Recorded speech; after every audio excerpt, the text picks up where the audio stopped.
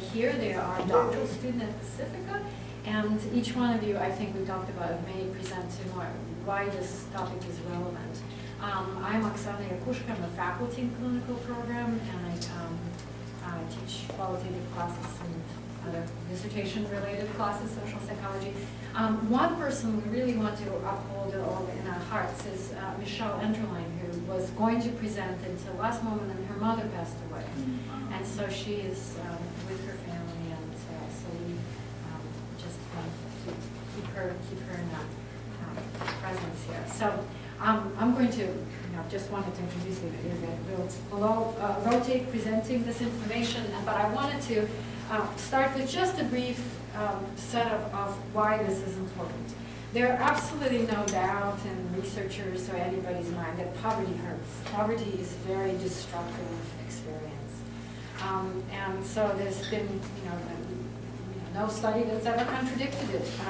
There certainly are conditions and ways to understand what is poverty is definitely contextual, and some situations, like one thinks of places outside of the United States where, compared to, say, the United States, poverty is we consider it a poor place, where it's contextually, it's a place where everyone experiences very similar social class structures. But when you have an inequality, poverty, people who experience that lower level of social resources really suffer.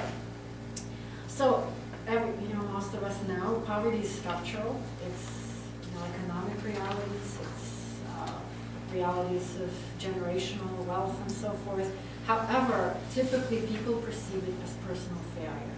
So people, when you study people, you know that it's perceived as something shameful, something upsetting about having been poor or being poor.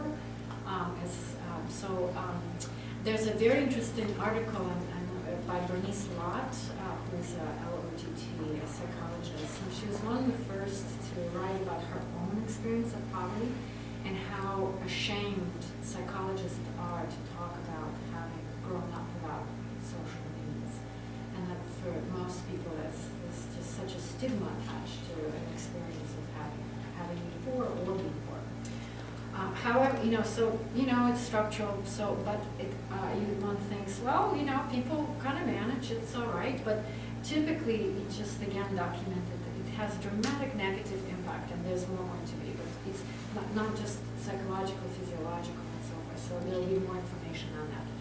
And so the goal of this presentation is to have us kind of bring to light the realities of poverty. Bring to light the realities that people and human beings are resilient in the face of all kinds of challenges, and then to hear the voices of people who have experienced both. So that's the kind of the setup of this presentation. And so I'll give it to Tony, who will present the next part. So hello, my name is Anthony Bean, or Tony, whatever you'd like to say. I answer both. Also, my last name Bean. As Oksana said, that we are going to be discussing the different poverty elements and things that people go through. So one of the big things is, while I introduce the topic of poverty, I want to also kind of attack the general idea of what poverty is to start off.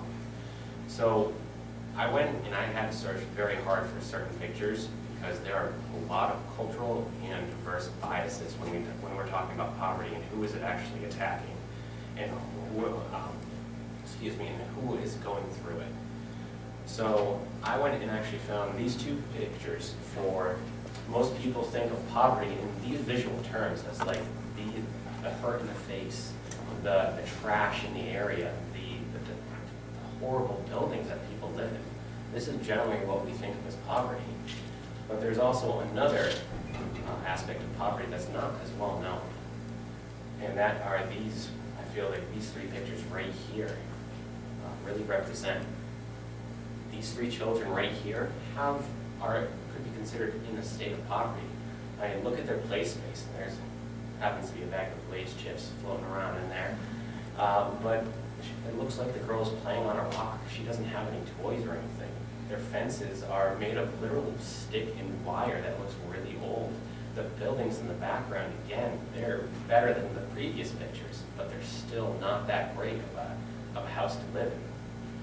And how about this girl right here, who really just looks really sad? I mean, she looks well-groomed, clean-cut, and definitely things we wouldn't consider to be poverty. But what about the other characteristics we're not seeing? So, off of this, I wanted to ask you guys, what is poverty? What do you guys think the definition of poverty is? Living paycheck to paycheck or being unemployed. Not having any food. So, in income-based definitions, this is the actual definition of poverty that is used in research today. And it is described as a lack of financial resources to satisfy an individual or family's basic needs or attain and maintain a standard living situation, which can be very minimal these days.